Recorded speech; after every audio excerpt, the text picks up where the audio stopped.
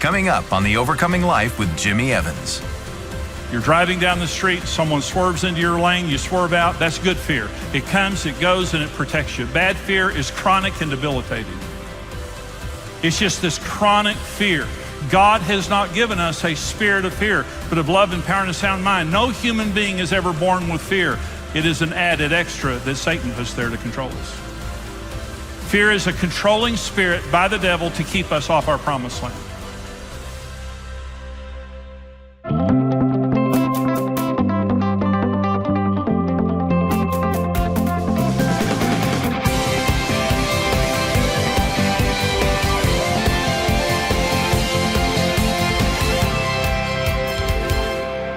About 1999, Karen's parents took our entire family to Africa. And so we had two guides in South Africa. That was the first place we went. Our guides were named Blessed and Solomon. Makes you feel better. And so Blessed and Solomon and all of our guides, they taught us about lions. And I would say to Blessed and Solomon, and I would say, are you afraid of lions? They said, no. They said, we respect them. But we don't fear them because we understand how they function. We understand, and as long as you respect their nature, you can be safe. I want to teach you what they taught us about lions and how you can live your life safely and never be devoured by the devil, but to overcome him. I want to teach you how you can do that because that's what they taught us. Number one, lions are nocturnal. If you're going to be safe in lion country, one of the first things you learn is you're safe in the day, you're not safe at night. Okay, and so we, in the daytime in our camp, as an example of this, there were warthogs and monkeys and all kinds of critters like that. But the bad animals were not in our camp during the day. We had to go find the bad animals. And when you find lions in the day, they're typically sleeping. A lot of times they're just on their back and they're sleeping. They sleep for like 20 hours a day. At night, they are very, very, very, very active. We would go out at night and we were in a truck, and they would use our truck as stealth to hunt Cape buffalo and other things like that. So they're very active. So when we got to the camps, the first thing you do when you get to these game camps is you have to sign a waiver that says, if I'm killed, I won't hold you responsible. And we call that vacation. So we get to this first camp in South Africa, and I mean, the first thing you do is they take you in this room and you have to sign this waiver. So we signed this waiver maybe 10 or 11 in the morning. So we went out all afternoon into the early evening into the bush. It was absolutely fascinating. Saw lions, saw all the big five. It was a fascinating day. So we came back from the first day and we stayed in bungalows that were not connected. The main lodge and dining hall were over here, and then all of our bungalows were scattered out, and they didn't have telephones, so you couldn't call each other. So when we came back from being out that day, they took all of us to our bungalows and they said, don't come out of your bungalow, okay? Because the wild animals come into the camp at night, okay? So don't come out of there. We'll come get you for dinner. An armed guard needs to come get you for dinner. Don't leave this bungalow. And they said, we'll be back in about 45 minutes. Look great. So we went in and we got ready for dinner, showered and got ready for dinner, but no one ever came to get us. And I was hungry. And so I said, we'd waited for like an hour and 15 minutes. And I said to Karen, I said, Karen, I don't know if anybody's coming to get us. So I went over to the front door and opened the front door and stepped out on the porch, and I could see the lights to the dining hall. And I turned around and said, Karen, I can see the lights to the dining hall. She said, close the door, Jimmy. They told us there's wild animals out there, close the door. And I said, I don't see anything out here, Karen, but I guarantee we can make it down there. I can see the light. She said, close the door. Close the door right now. So I closed the door and I went over and sat down. 15 more minutes, nobody came. I went over and opened the door again. Stepped out on the porch, looked all over. And I said, Karen, I can see people down there going to eat. I guarantee you they're walking and we can make it down there. She said, close the door, Jimmy. Close it right now. So I closed the door and I was just real frustrated. And I went and sat down. Another 15 or 20 minutes, there was a knock on the door. So I opened the door and it was the guard, armed guard. And so we opened the door and he said, I am so sorry I'm late. I couldn't come up here because you had a leopard by your front door.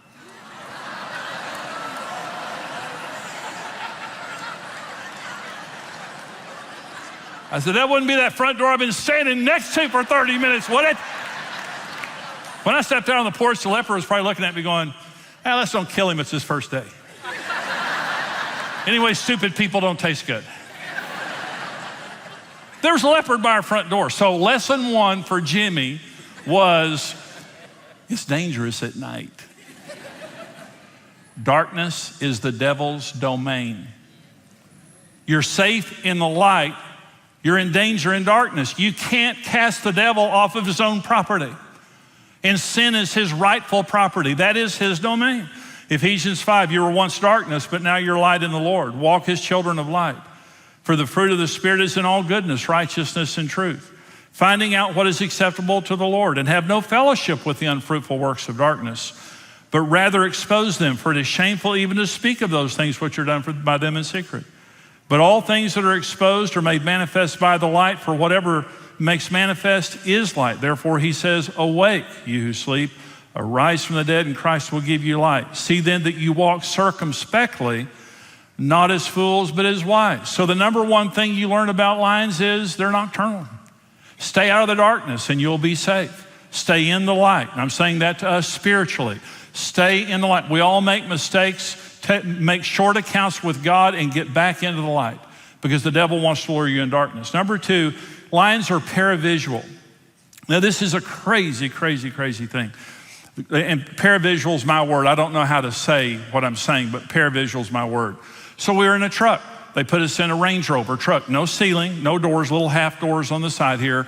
There are like 8 of us in the truck, and you go out among the animals, and the lions are all over your truck. I mean, they're all around your truck, and they don't see you. It's freaky. And I said to Solomon one day, I said, why don't they kill us? He said, well, they don't see the way you see. They don't see you as an individual. They just see this big truck, and we're too big to kill. We don't smell good, and we don't take their food. So they just really don't care about us. He says, so we're harmless. They're not going to hurt you. They said, if you step out of the truck, they'll kill you. So I did not step out of the truck. I'm not a fast learner, but I didn't. I learned my lesson the night before. So we sat one day among a pride of lions eating a Cape buffalo. And there were probably 15 to 20 lions all over our truck, all around our truck. And they don't see you. But Blessed told me one day about they had a bunch of Japanese tourists that came in. And one of the dangers of being among the animals is you kind of forget how dangerous they are, because they don't hurt you because you're in the truck. Well, this Japanese man stepped outside of the truck to get a picture, and the lions killed him and ate him in front of his family. And Blessed said, if you show them an individual profile, they'll kill you. This is the truck. Christian fellowship is the truck. I want to read you a scripture, and maybe you've never seen this the way that it's written. But here's what Jesus said. Again, I say to you that if 2 of you agree on earth concerning anything that they would ask, it will be done for them by my Father in heaven. For where 2 or 3 are gathered together in my name, I am there in their midst. Okay, listen to me. So 2 or 3 being gathered together in your name, what this means is committed Christian fellowship. It means we are friends because of Jesus. I don't want ungodly friends. I'll befriend anybody, but my close friends are all Christians. Okay. So it means 2 means a husband and wife, 2 or 3 means your friends, your family, whatever, but Christians. That we are friends because of Jesus, and we are committed to doing the will of Jesus. So I have committed, accountable relationships. I'm not a lone ranger. When we're with Jesus in a group of 2 or 3 believers committed to the purposes of Christ, he sees Jesus in the midst, and we're too big to kill. You're safe in Christian fellowship, but when you get off by yourself, the devil loves the lone sheep. He's trying to provoke you. The lions actually, this is the freakiest thing you've ever seen. They used our truck as stealth at night. We would be going down a road, and they would see a pack of Cape buffalo over here, and we would have like 15 lions. I had big lions right next to me, using our truck to sneak up on a herd of Cape buffalo. Well, Cape buffalo are huge animals. And so what they would do is they spook the herd, hoping for one little one or one weak one to calve off, and they kill that one. They never attack the herd. They attack the ones that are away from the herd. And I'm saying to you, you need to stay in committed Christian fellowship. If your friends are not godly, you need to find new friends. And I'm not saying reject your friends. Here's what you say to ungodly friends. I'm serving Jesus. You want to come with me? And if they do, great. And if they don't, you go find new friends. Because your friends need to be Christians, and we all, in this evil world that we live in today, we need committed Christian relationships. The devil will do anything to keep you from overcoming in life. So as believers, it's critical to know how to stop him. In the Exposing the Enemy series, Jimmy Evans will unveil the devil's nature so you can easily recognize how he works. And today we have an offer that will help you defeat the devil and live victoriously. When you support the Overcoming Life with your online gift of any amount, we'll send you the Exposing Satan session on a video download. You can also receive the complete Exposing the Enemy series on CD or digital download, and Jimmy's book, When Life Hurts, for your gift of $55 or more. For your gift of $85 or more, you'll receive the complete Exposing the Enemy series on DVD or digital download, along with Jimmy's book, When Life Hurts.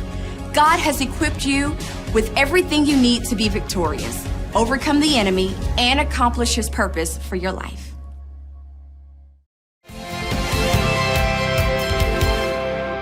Number 3, lions are territorial. So everything in the wild is about territory. Everything in the wild is about an animal wanting your territory. So they would tell us, we took nature walks every day.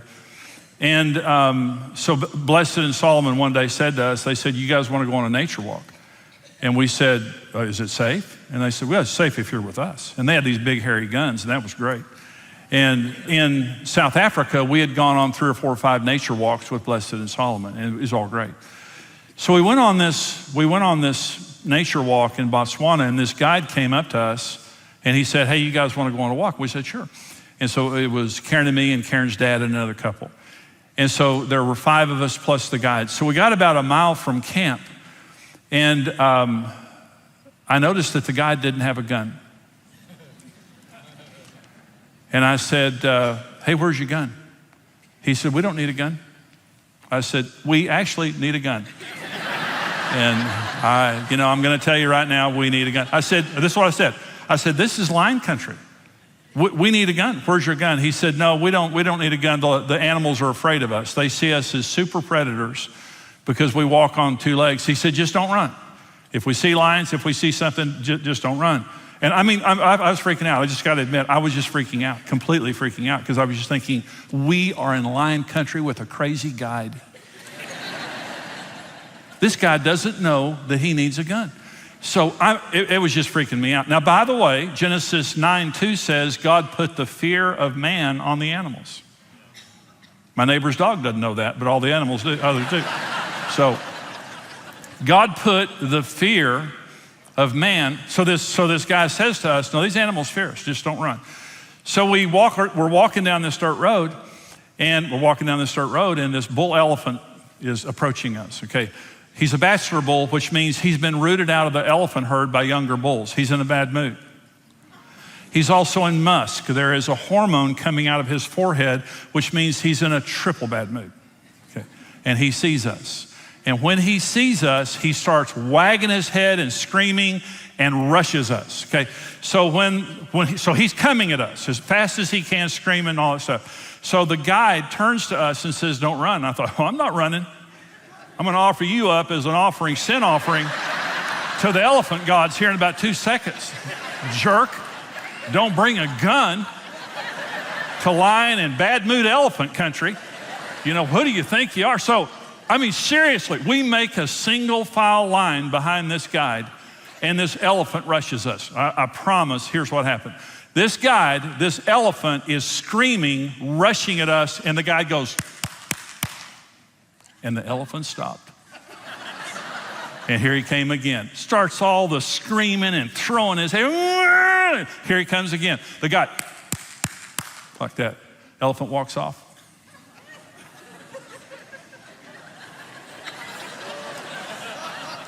I said, Jesus,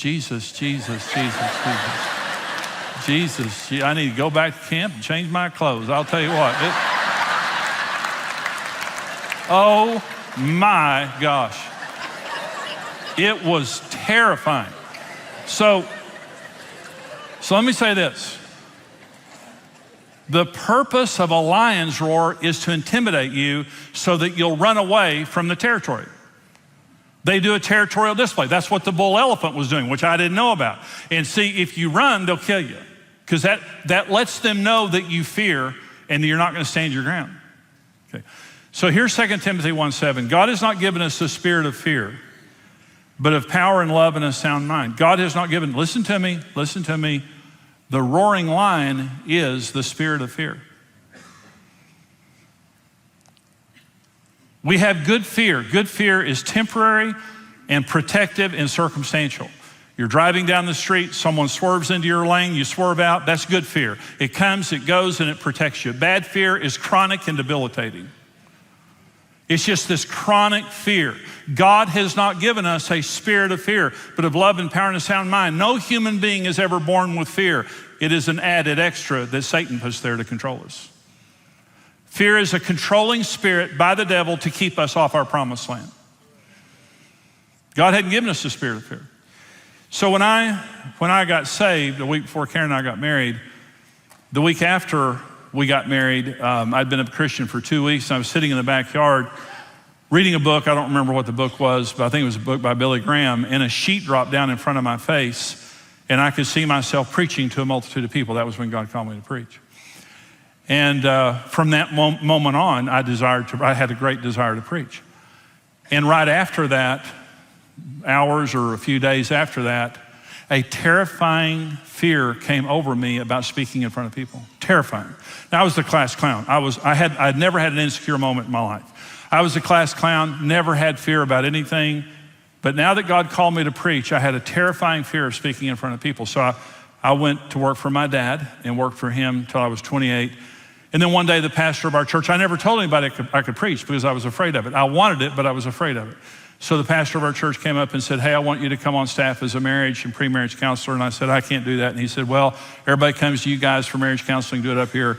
So I quit our family business, went to work for the church, did that for 10 months. Then the pastor went to Florida, Larry Titus, great guy, went to Florida, and the elder said to me, would you fill the pulpit until we can figure out what to do for a preacher? And I said, yes. And then I thought, Jimmy, why did you say yes? And I couldn't sleep for a week. It was terrifying. It was just one of the most terrifying things in my life. But a lot of people think that it came natural to me. Oh, no, not at all. I prepared a sermon. I don't remember anything about it because I was on the verge of blacking out the whole time I was preaching. I got up and yelled for 30 minutes and went home, went to bed. I don't remember anything. It was terrifying. So I did it the second week, terrified again. Third week, terrified again. Fourth week, terrified again. And after about a month, they said, would you be our pastor? And on the one hand, that's what was my desire. That was my passion. On the other side, I was just terrified. So I preached the next week, terrified. Next week, terrified. And the problem is the church kept growing. Just when I would kind of get used to this size, it went to 2,000, 3,000, 4,000, 5,000.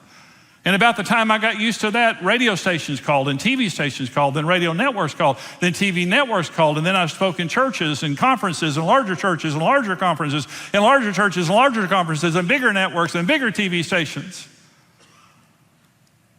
And then one day Joel Osteen called me. He said, would you come preach for me in Houston? I said, yeah. And I went down there and they run 40,000 on the weekends. His church was a basketball arena. It's a massive arena. So on Sunday morning service at 11 a.m. a couple of years ago, I got up to preach and there were 12,000 people present. And I remember getting up and preaching and it was just fun. It was just exciting and fun. I was completely calm. And I preached to 12,000 people. And I got finished and I got in the car and Karen and I were on our way back to our hotel room, and Lisa Combs is Joel's sister. She's a friend of mine. So Lisa sent me a picture of me preaching. And she said, hey, Jimmy, just wanted you to see this picture from the 11 o'clock service this morning. So Karen and I are in the car and I open my phone, pull up this picture. It's a picture of me from behind preaching at Lakewood. It's the picture that Lord showed me at 19 years old.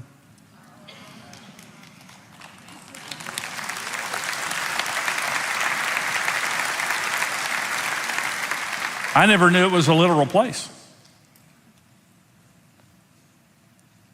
But the day that the Lord called me to ministry, a roaring lion showed up. This is my promised land, y'all. This is where I was called to be. I love to preach. I love to minister. The bigger the crowd, the better I like it today. But when I started out, I was terrified. And I didn't know that the fear I was experiencing was the devil. I just thought it was me. And I used to think, God, why would you call someone so fearful of speaking in public to preach? You need to do better. Go find somebody that doesn't mind it. I'm terrified of it. Why'd you pick me? And one day after about 10 years of preaching, I was reading and I saw 2 Timothy 1:7. God hasn't given us a spirit of fear. And I thought, wait. I've sure got a lot of fear. And the Lord said, not from me, And it's the first time I realized fear was not my emotion. It was a demonic spirit trying to keep me from my promised land. And I stopped dealing with fear as my weakness and my emotion, and I began to understand it was a separate entity from me, and I began to take authority over it. And before I would get up and speak, this terror would come over me, this fear would come over me, and you're gonna fail, you're gonna get up and you're gonna drool, you're gonna get up and you're gonna accidentally cuss, you're gonna get up and everybody's gonna walk out mad. You're gonna embarrass you. I mean, he would just say all kinds of stuff like that. Just intimidation like that. And here's what I began to do that I didn't know how to do before. I bind you, spirit of fear, in the name of Jesus, and every lie you're telling me.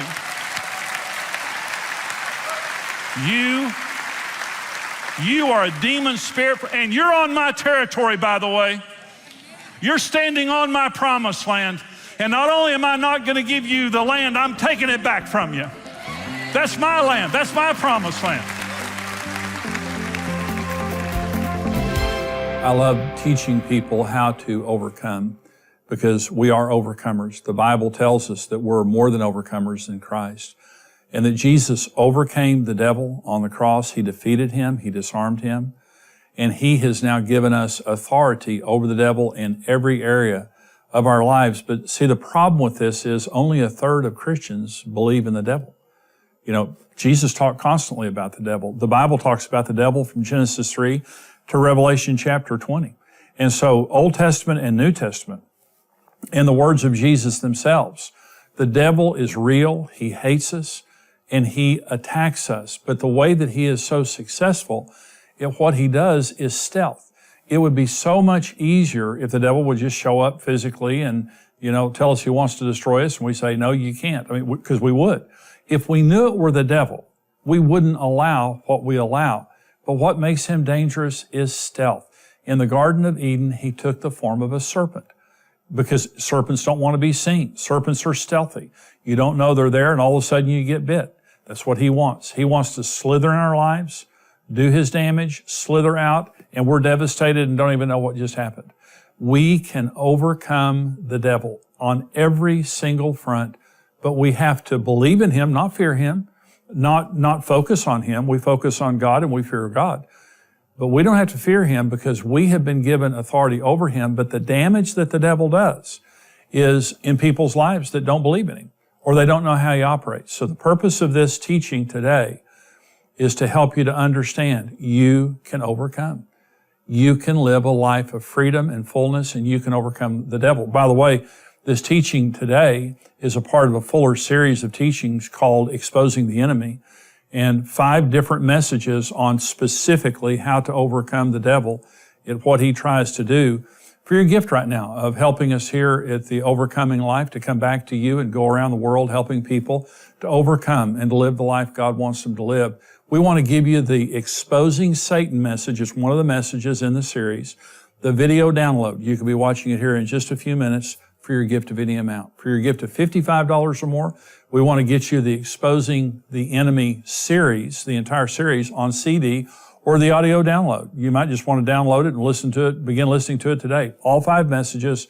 Plus, we want to give you the book When Life Hurts. For $55, you get both. The entire CD series plus When Life Hurts. For your gift of $85 or more, we want to get you the Exposing the Enemy DVD set or the video download. You can have the physical or the video download. Again, you can be watching here in just a few minutes. all 5 messages. And by the way, what you saw today is just a part of that message. The entire message is on the DVD or video download. Plus, for $85, we want to give you the When Life Hurts book. My book, When Life Hurts, is just helping you to deal with issues in your past that maybe you've had a difficult time dealing with and resolving those and overcoming, living the life that God wants you to live. I hope this program today has been an encouragement to you. And I just want to say one more time, God has made you to overcome. You can overcome any circumstance in your life. By the power of God, you certainly can overcome the enemy. I want you to get these resources today. Here's how you can do it.